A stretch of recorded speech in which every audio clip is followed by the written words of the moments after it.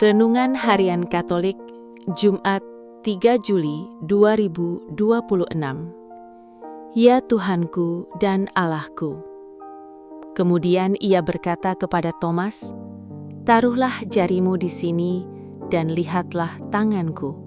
Ulurkanlah tanganmu dan cucukkan ke dalam lambungku, dan jangan engkau tidak percaya lagi, melainkan percayalah." Thomas menjawab dia, "Ya Tuhanku dan Allahku." Yohanes 20 ayat 27-28. Saudara-saudara, ketika menampakkan diri kepada para muridnya, Yesus selalu menyapa mereka dengan berkata, "Damai sejahtera bagi kamu." Sapaan itu tentu sungguh menguatkan para murid yang mengalami suasana hati yang tidak menentu. Sebab ada murid-murid yang sungguh percaya bahwa Yesus sudah bangkit, ada yang masih bimbang dan ragu-ragu, bahkan ada yang tidak percaya sama sekali. Ketika para murid berkata kepada Thomas, "Kami telah melihat Tuhan," Thomas tampak sangat menolak. Thomas sama sekali tidak percaya. Bila kita berandai-andai, sebenarnya bukan Thomas saja yang tidak percaya. Murid-murid lain pun tidak akan percaya bila berada pada posisi Thomas.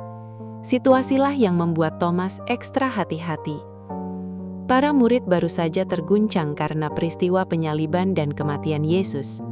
Lalu mereka semakin terguncang lagi dengan berita bahwa Yesus bangkit.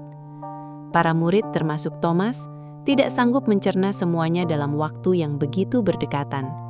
Bagi mereka, cukuplah, jangan ditambah-tambah lagi. Thomas tidak hadir ketika Yesus menampakkan diri kepada para rasul. Karena itu, ia tidak percaya pada peristiwa itu. Ia menuntut tanda dan bukti yang dapat disentuh dan dilihat.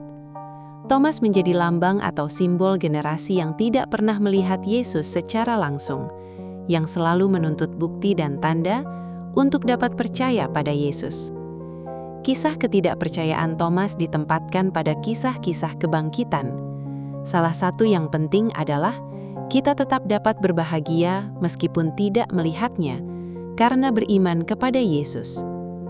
Dalam Injil hari ini, Yohanes 20 ayat 24-29,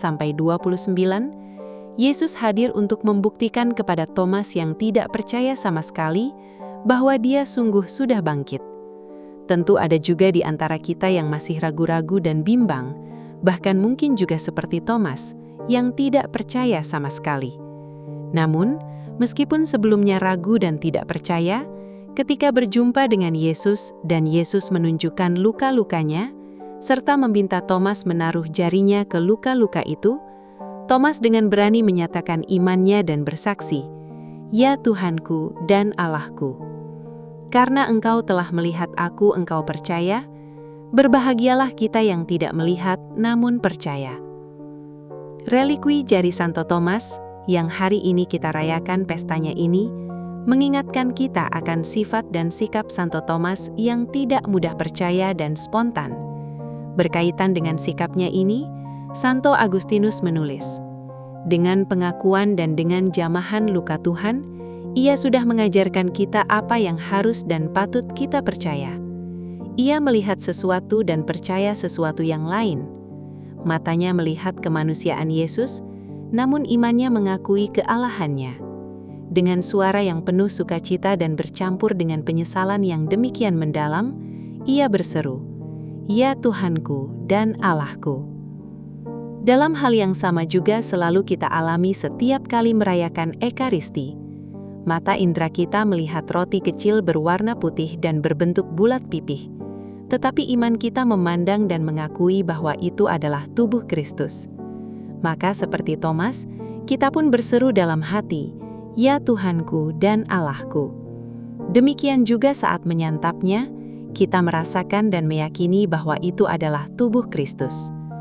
Tuhan Yesus, walaupun kami tidak melihat dan menyentuh Engkau secara nyata, mampukanlah kami untuk tetap percaya dan beriman kepadamu yang wafat dan bangkit demi keselamatan umat manusia.